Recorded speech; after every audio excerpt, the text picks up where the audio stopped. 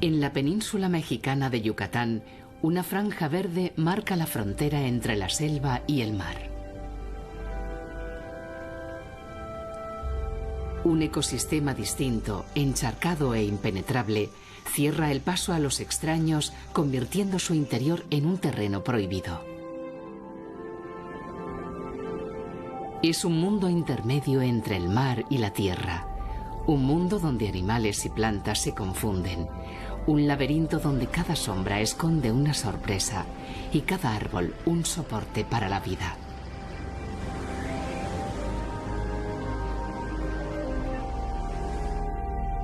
Durante generaciones se consideró a estos lugares un foco de enfermedades, un lugar hostil para el hombre del que no se podía esperar provecho alguno.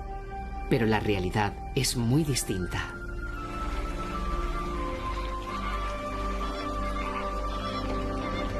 De este mundo incomprendido dependen millares de animales, desde los más insólitos y extraordinarios de su interior hasta los más insospechados y gigantescos habitantes del ecosistema marino. Este es el hogar de las sirenas que viera Colón al llegar a las costas de América. El refugio mexicano de animales que dieron lugar a algunas de las leyendas de los antiguos mayas. Los mismos mayas intuyeron el valor de este lugar hace más de 2000 años. Pero solo ahora, cuando hemos amenazado su supervivencia, nos hemos empezado a dar cuenta del extraordinario papel que realiza. Poco a poco estamos empezando a comprender los misterios que el intrincado laberinto de raíces guarda en su interior. Su increíble biodiversidad. El importante papel ecológico de este mundo repleto de vida. Es el manglar, el bosque más desconocido de México.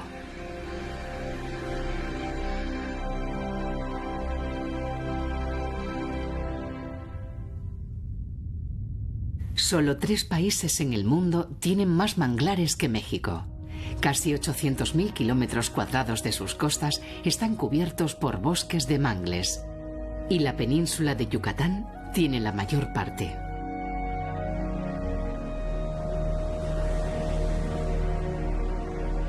Los manglares son un mundo de transición entre los ecosistemas marinos y terrestres.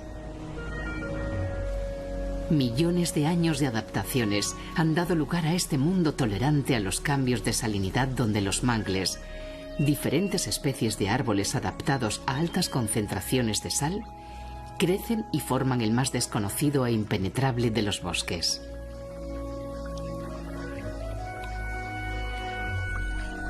En la primera línea de costa, frenando el mar, los mangles rojos se fijan al suelo lodoso con enormes raíces. Estas raíces, como los cimientos de una catedral, fijan los árboles y frenan el embate del mar, permitiendo que otras especies de mangle se desarrollen en su interior.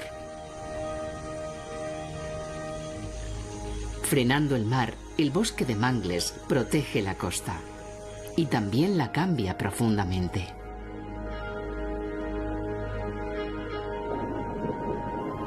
El lecho del manglar está cubierto de hojas que se depositan sobre el sedimento descomponiéndose y generando una gran cantidad de alimento. Una sola hectárea produce más de 10 toneladas de hojas al año, compitiendo en productividad con los mejores pastizales ganaderos. Y donde hay comida, aparecen los comensales.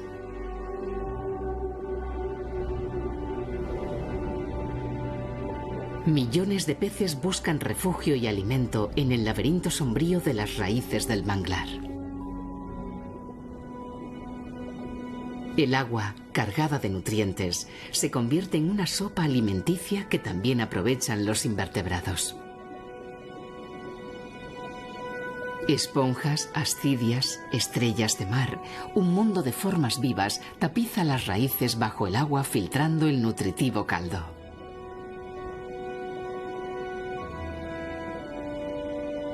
Aquí abajo, es difícil diferenciar entre el mundo vegetal y el animal. Las extrañas plantas que cubren el fondo son animales. Las medusas Casiopea tapizan el suelo, dándole la apariencia de un jardín de extrañas flores.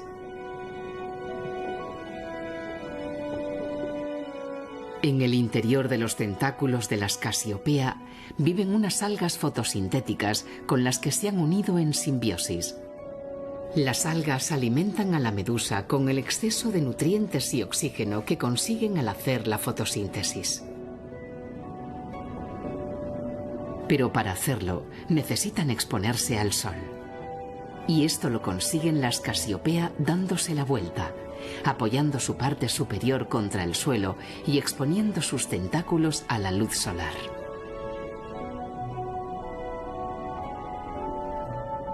Son tan numerosas que el suelo parece un jardín, pero un jardín donde todas las plantas son medusas volteadas.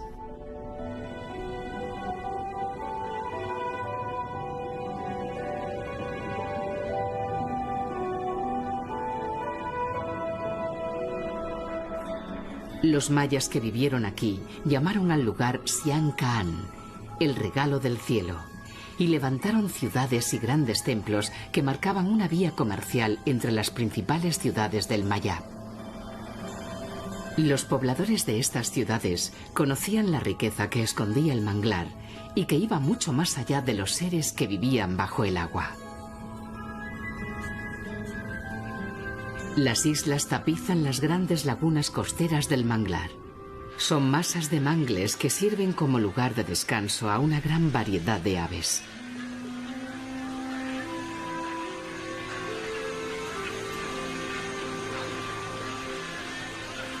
En la reserva de Sian Kaan, los tántalos americanos descansan después de una larga excursión de pesca. Pero lo que aparentemente es solo un lugar para posarse puede esconder sorpresas.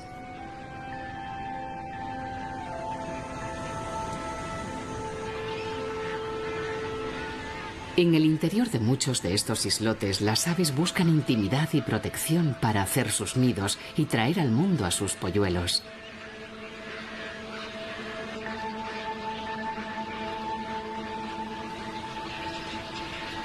Garcetas, garzas, ibis y tántalos americanos comparten la isla y la zona de cría sin que haya competencia entre especies.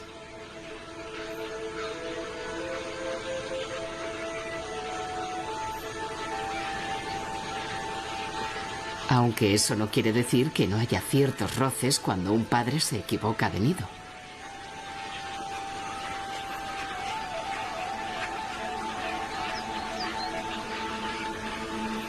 Aislados en un mundo de agua, las aves del manglar sacan adelante a sus crías gracias a estas islas.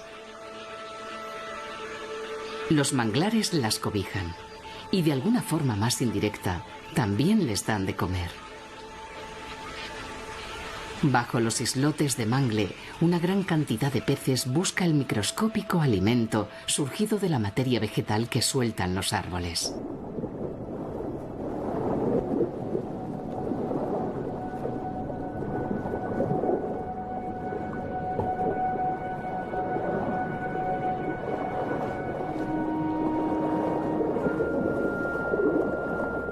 Los peces de pequeño tamaño se juntan por millares bajo estas islas y atraen inevitablemente a los grandes cazadores del manglar. Barracudas y tarpones merodean las aguas poco profundas que rodean las islas. Las raíces de los mangles son una barrera para los peces grandes, pero aquí el peligro puede venir también del cielo. Las fragatas son las pescadoras más expertas del manglar. Las islas les ofrecen la seguridad que requieren para traer al mundo a sus polluelos.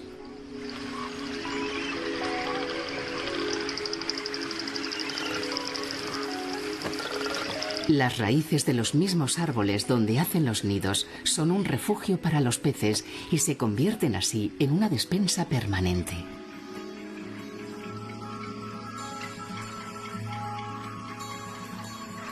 Desde el aire, las fragatas localizan sus presas y, haciendo uso de su extraordinaria pericia en vuelo, atrapan los peces con una precisión quirúrgica sin apenas entrar en contacto con el agua.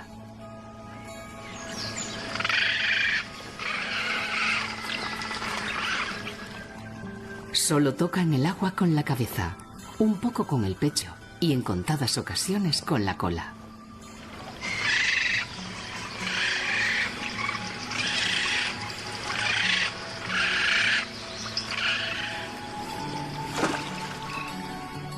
Mojarse más es peligroso.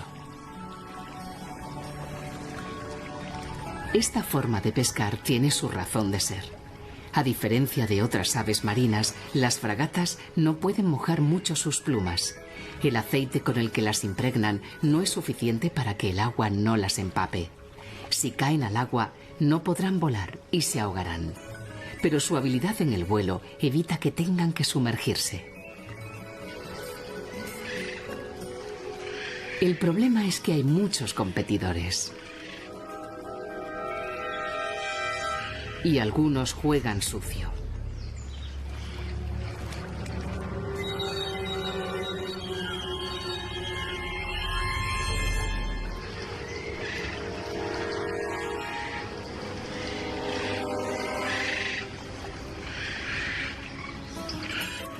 Esta vez tuvo suerte.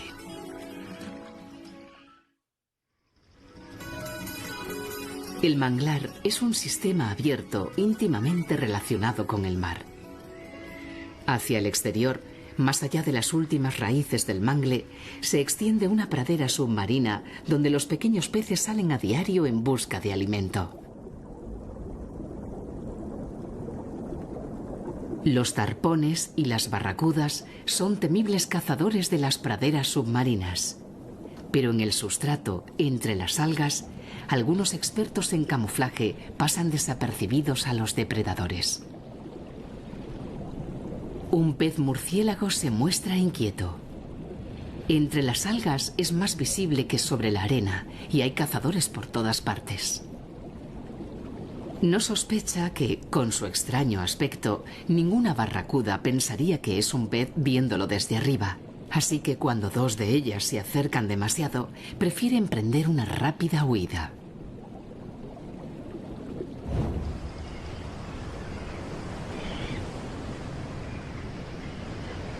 Las crías de diferentes especies de peces migran cada día del manglar a esta zona de pastos submarinos y durante la noche vuelven a la seguridad de las raíces.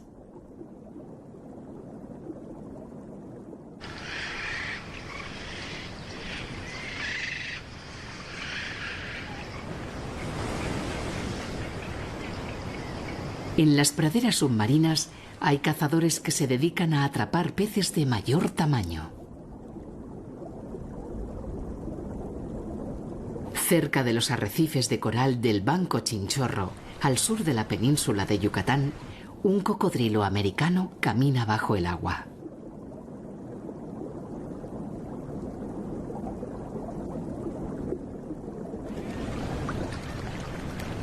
Los cocodrilos americanos pueden llegar a sobrepasar los 5 metros de longitud, lo que los convierte en los mayores cocodrilos de América. Aquí hay poca profundidad y brilla el sol la mayor parte del año. Como consecuencia, el agua es cálida y los cocodrilos, que llegan a asomar la cabeza estando apoyados en el suelo, permanecen calientes durante todo el día y por lo tanto activos.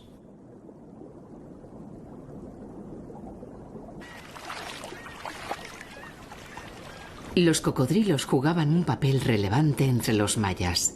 Se les asociaba con la fertilidad a través de Chac, el venerado dios de la lluvia. De los cocodrilos dependía que las lluvias llegaran a tiempo para fecundar la tierra y que ésta diera buenas cosechas.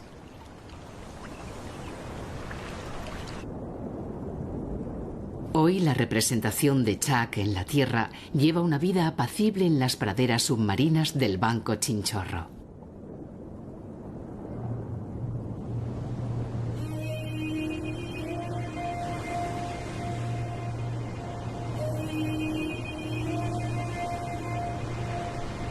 Más allá de las praderas submarinas, como última barrera con el mar abierto, está el arrecife de coral.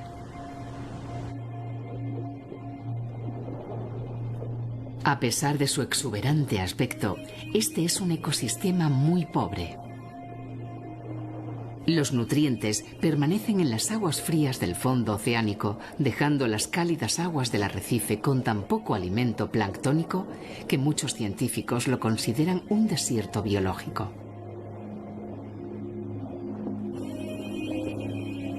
Y sin embargo, la vida se multiplica en organismos de todas las formas y colores imaginables.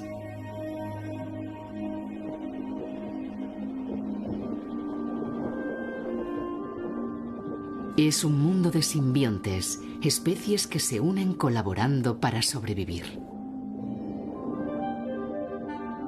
Un mundo con poco alimento que, sin embargo, cuenta con una biodiversidad asombrosa.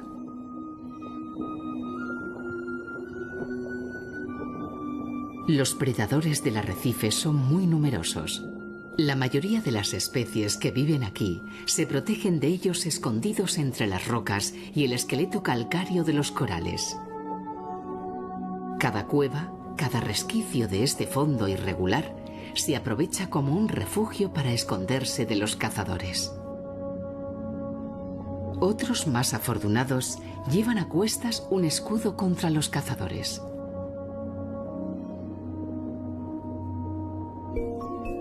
Esta tortuga carey busca las esponjas más apetecibles del fondo marino, sabiendo que su caparazón la protegerá de los predadores. Poco sospecha que su caparazón nada puede contra el ser humano. Sus poblaciones se han reducido tanto que figura como especie en estado crítico en la lista roja de la Unión Internacional para la Conservación de la Naturaleza.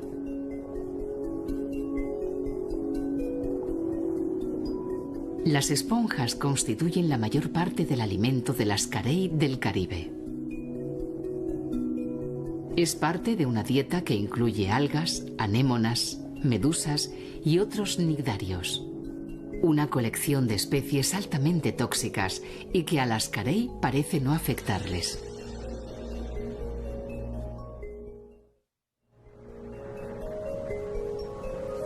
Las diferentes especies de tortuga que habitan las aguas del Caribe mexicano acuden cerca de la barrera de coral para aparearse. Cerca de la costa de la isla Contoy, una tortuga boba o caguama llega buscando machos a las aguas tranquilas del arrecife. Las tortugas no forman parejas estables ni grupos sociales y nunca se ocupan del cuidado de sus crías. Viven una vida solitaria en mar abierto. Quizás por ello se sabe muy poco de sus costumbres y sus ritos de apareamiento. Los competidores rondan a la hembra y buscan su oportunidad. Aunque la encuentren apareándose, no se dan por vencidos. Las tortugas marinas, como las terrestres, pueden almacenar el esperma de distintos machos durante largos periodos de tiempo. Se cree que es una estrategia reproductiva para sacar el mayor partido al apareamiento, que en el caso de las tortugas marinas se produce cada varios años. Después, la hembra nadará hasta las playas del manglar a depositar sus huevos e intentar dar esperanza a su especie que, como las carey, está amenazada de extinción. La mayor parte de las especies del exuberante arrecife de coral viven de los nutrientes que porta el agua y que en gran medida llegan precisamente del manglar. Las raíces del manglar frenan y distribuyen los sedimentos que les llegan de mucho más lejos, tierra adentro. Son el resultado de la erosión de unos ríos muy particulares, unos ríos fantasma. Una espesa selva cubre la península mexicana de Yucatán. Para ser una superficie tan verde, sorprende no verla surcada por un solo río. Sin embargo, los ríos están. Pero aquí, en este lugar de naturaleza sorprendente, se esconden bajo tierra. Y solo de vez en cuando, los ríos subterráneos abren un ojo a la superficie. A estos afloramientos se les conoce como cenotes. El suelo de esta selva es kárstico y por lo tanto está agujereado por infinidad de cuevas y galerías excavadas por el agua de los ríos subterráneos. Para los mayas, los cenotes eran la entrada al Xibalbá, el umbral al inframundo. En algunos cenotes incluso se realizaban rituales y ofrendas. Las osamentas encontradas son testimonio de esta práctica. Este es un mundo aislado del mundo. Los animales de estos ríos sin luz evolucionaron de forma independiente, creando animales que solo viven en estas cuevas, animales ciegos y albinos adaptados a esta noche eterna. Las galerías oscuras canalizan el agua del interior del país hasta su desembocadura. Pero estos ríos invisibles no mueren directamente en el mar. Cuando los ríos subterráneos llegan al manglar, lo hacen a través de afloramientos en el suelo, a los que se conoce como ojos de agua.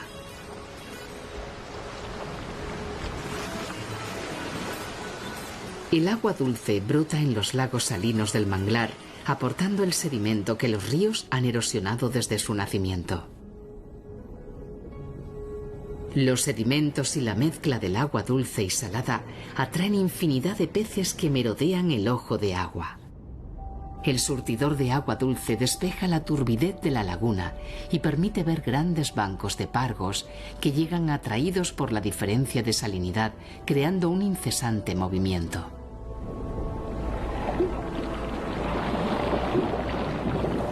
Y aquí, en la reserva de Sian Ka'an, otros visitantes más inesperados llegan a diario a los surtidores en busca del agua dulce. Los manatíes caminan ocultos al mundo exterior gracias a la turbidez del agua superficial. Nadie sabe a ciencia cierta por qué llegan aquí. Pero, movidos por una llamada invisible, estos gigantescos pacíficos dejan las praderas submarinas donde comen la mayor parte del día y vienen a los ojos de agua. Para los mayas que habitaron estas tierras, los manatíes tenían un vínculo con los humanos.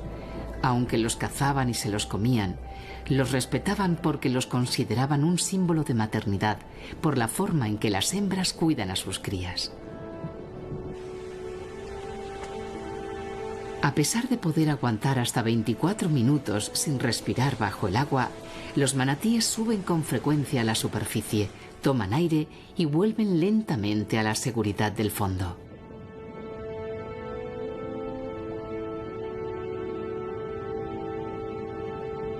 Los adultos superan los 3 metros de longitud y pueden llegar a pesar 1.600 kilos, pero a diferencia de la mayor parte de los mamíferos marinos, estos parientes lejanos de los elefantes necesitan que el agua supere los 20 grados centígrados para sobrevivir, justo el hábitat que encuentran en las cálidas aguas de los manglares mexicanos.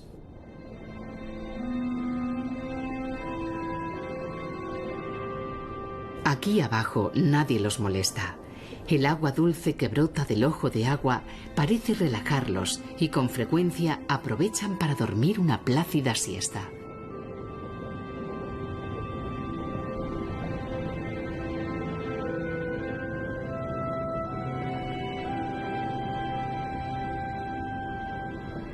Después, con calma, vuelven a las praderas submarinas para comer, impulsados por una cola plana y poderosa que sustituye a unos cuartos traseros que los manatíes perdieron con su adaptación al agua.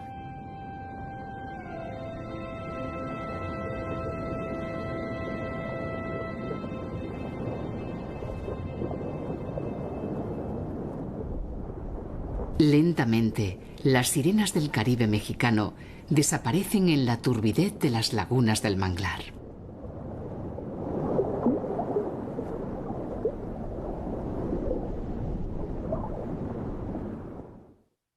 Los sedimentos que los ríos depositan al desembocar en el manglar se van acumulando en extensas lagunas costeras. El mangle frena al mar e impide la acción erosiva de las olas. El resultado son enormes extensiones de inundación, donde el agua dulce y salada se mezclan creando un asombroso caleidoscopio de paisajes. Las lagunas costeras de Ría Lagartos se tiñen de diferentes colores en función de las concentraciones de una alga planctónica microscópica y una bacteria prehistórica adaptadas a las altísimas concentraciones de sal. Los hombres aprovechan la riqueza natural de estas salinas, dando lugar a una retícula asombrosa desde el cielo. En tierra, sin embargo, los manglares de Ría Lagartos son el dominio de la naturaleza.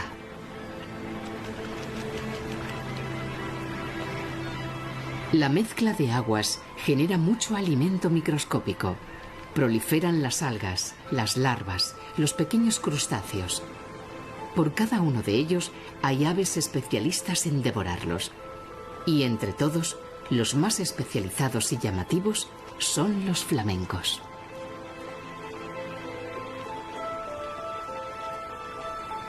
Viviendo en una área encharcada de alta concentración salina, los flamencos rosados necesitan bañarse con frecuencia en lagunas donde predomine el agua dulce.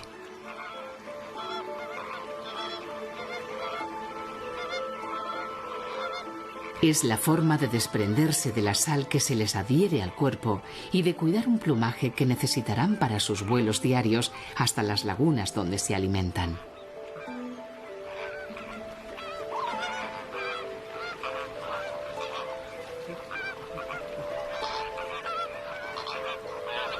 Según van acabando de arreglar su plumaje, los flamencos emprenden el vuelo.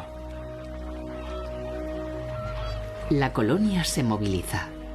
En grupos pequeños vuelan hacia las extensas lagunas de la reserva, buscando lugares de poca profundidad donde encontrarán su comida. Para comer, los flamencos necesitan lagunas poco profundas, donde utilizan sus patas zancudas para revolver el lodo levantando sus presas casi invisibles.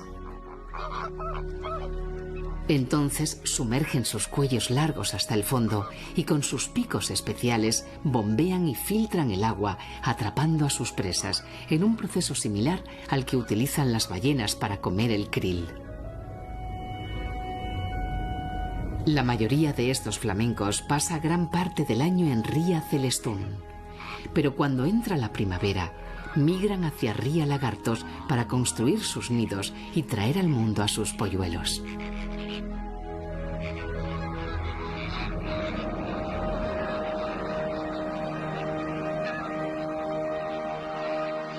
Esta es la mayor colonia de cría de flamencos de México.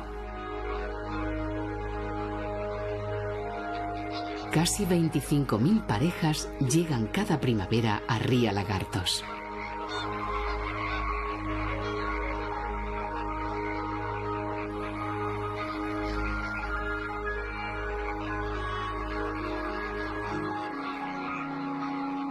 Los machos, de mayor tamaño, estiran sus cuellos en un desesperado intento por llamar la atención de las hembras.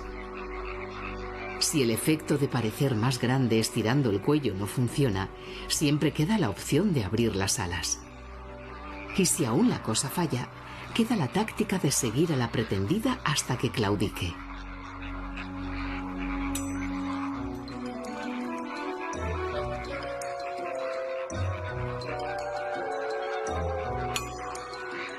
Son días de intensa actividad en la colonia.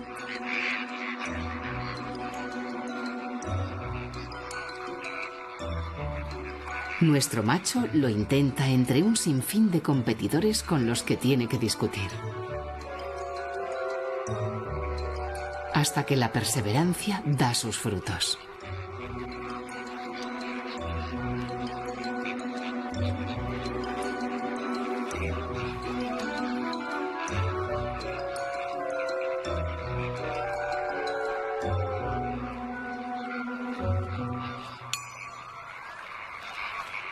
Las parejas establecidas construyen los nidos en la misma zona, creando una colonia muy numerosa. Alrededor de 50.000 flamencos se reúnen en esta ruidosa colonia. Los flamencos construyen sus nidos con el barro formado por los sedimentos que traen los ríos desde tierras lejanas y que el manglar retiene en estas lagunas.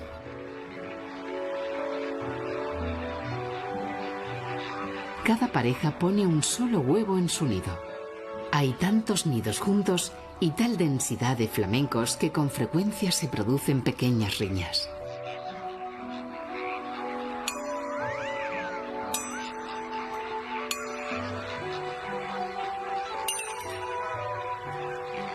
Cada año, los flamencos de la península de Yucatán traen al mundo las crías que garantizan el futuro de la colonia. Y lo consiguen gracias al papel silencioso e inadvertido del manglar.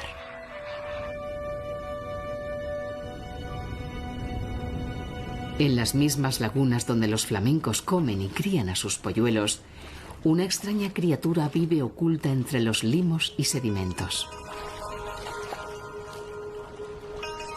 Como surgidos de la prehistoria, los límulos o cangrejos cacerola aprovechan también la riqueza de los sedimentos que atrapa el manglar. Aunque se les denomina cangrejos, estas extrañas criaturas son en realidad parientes lejanos de los trilobites, una especie prehistórica más emparentada con las arañas que con los cangrejos. Los límulos se alimentan de gusanos y moluscos que viven en el suelo fangoso de las lagunas. A diferencia del resto de los quelicerados, el grupo taxonómico al que pertenecen cuentan con 2 grandes ojos compuestos a ambos lados de su concha. Otros 5 ojos más simples se disponen en la parte superior. En la parte ventral, cerca de la boca, otros 2 les ayudan a orientarse. Y una serie de sensores lumínicos en la cola terminan esta extraordinaria colección de ojos.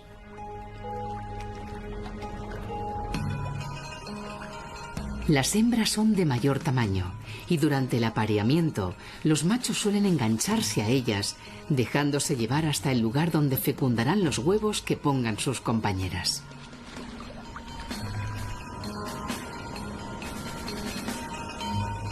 Después de aparearse, los adultos buscan fondos con mayor profundidad. Las lagunas más cercanas al mar van cambiando y las algas proliferan paulatinamente. Es el lugar perfecto para que nuestra cacerola de mar pueda alimentarse y esconderse a la vez. Así que con una rapidez sorprendente emprende su camino.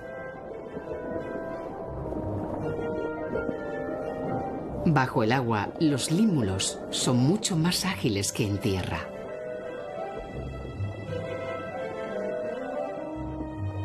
En su camino hacia el bosque de algas se encuentra con otros congéneres que empiezan a esconderse en el fondo.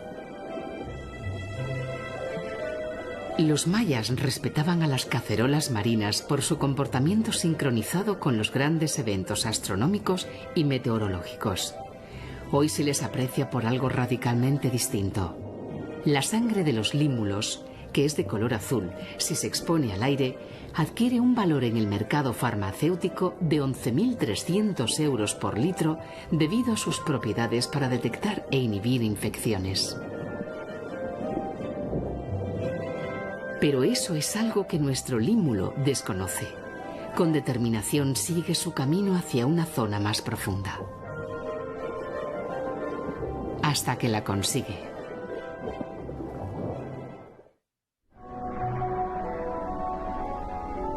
El manglar es un sistema abierto que protege la selva del interior y ayuda al arrecife. Muchos científicos consideran que si la selva es el pulmón del mundo, el manglar es su hígado y sus riñones. Un gigantesco filtro biológico capaz de purificar el agua que llega de los ríos continentales, fijar sus sedimentos y aportar agua limpia a la costa y al mar. Los sedimentos y las hojas de los mangles crean las condiciones para que miles de animales vivan y se alimenten bajo sus raíces. Parte de esos animales son tan pequeños que no se pueden ver a simple vista. Las aguas purificadas que vierten al mar desde el manglar van cargadas de pequeñas larvas y algas diminutas que se integran en el ciclo vital del océano, alimentando a millares de pequeñas criaturas invertebradas. También son el alimento de los pequeños peces del arrecife que atraen a peces más grandes que se alimentan de ellos.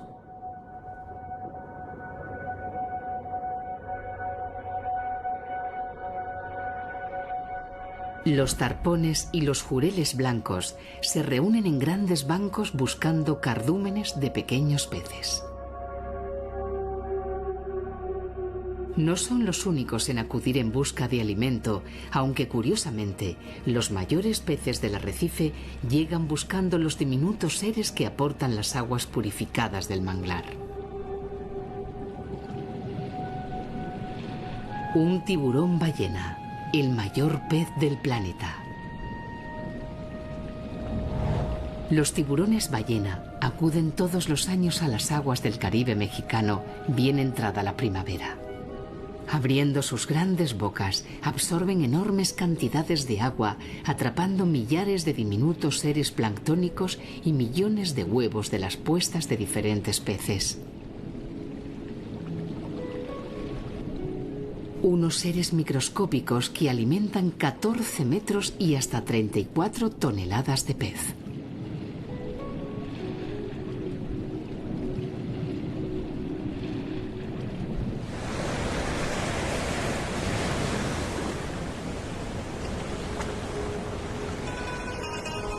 El manglar también tiene un papel protector.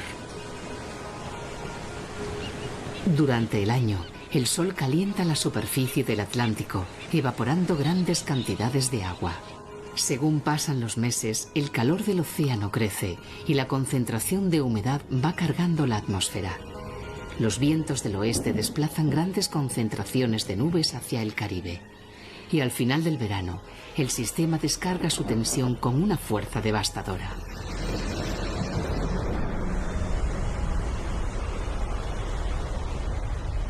Un huracán.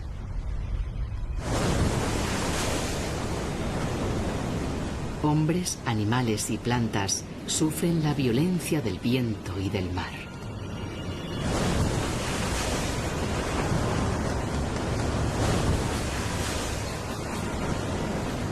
El arrecife frena en primera instancia el ímpetu de los huracanes, pero es el manglar el que disipa con sus raíces la energía del agua desbocada y absorbe la del viento enfurecido, evitando una devastación brutal tierra adentro.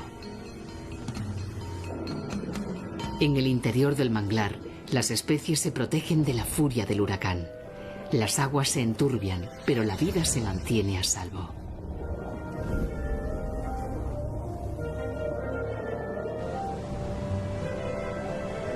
Cuando el clima se calma, todo vuelve a su lugar.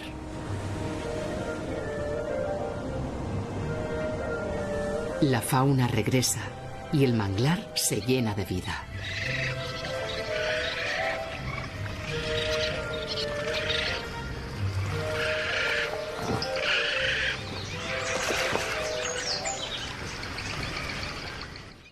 Los mayas aprovecharon el manglar y muchos de sus asentamientos se levantan frente a bosques de mangles.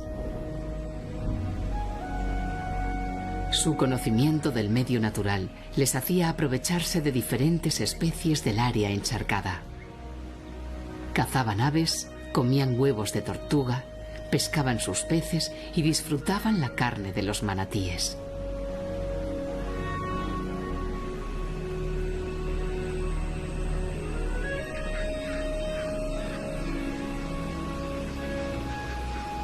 La ciudad de Muyil se edificó en el siglo III a.C., frente a lo que hoy es el mayor parque de manglares de México.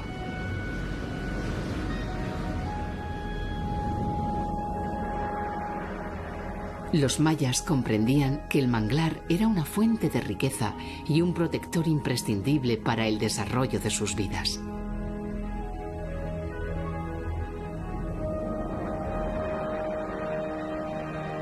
Pero sus conocimientos se olvidaron con el paso del tiempo.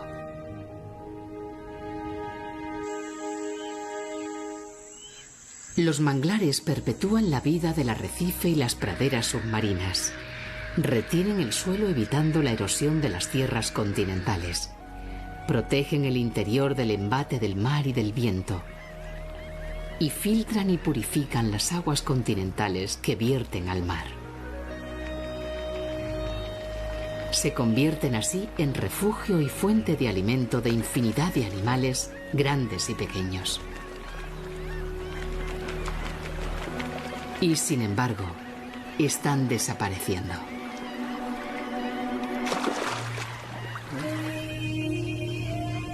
Se estima que en las últimas 2 décadas se ha perdido alrededor de un 35% de los manglares del mundo.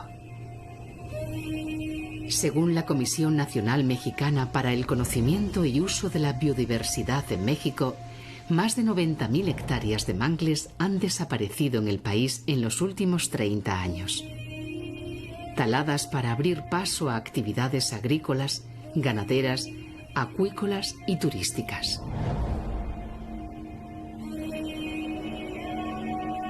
En el interior de la reserva de Sian-Caan se construyó una carretera que cortaba el flujo de agua que necesitaba el manglar. Allí donde no llegaba el flujo procedente de los ríos, el mangle desapareció. Hoy, restituido el flujo de agua por la organización Amigos de Sian-Caan, los manglares plantados vuelven a colonizar poco a poco el área encharcada. Aunque el gobierno y diferentes organizaciones han empezado a luchar por frenar la tendencia, los manglares siguen desapareciendo. Se van ganando batallas, pero se está perdiendo la guerra.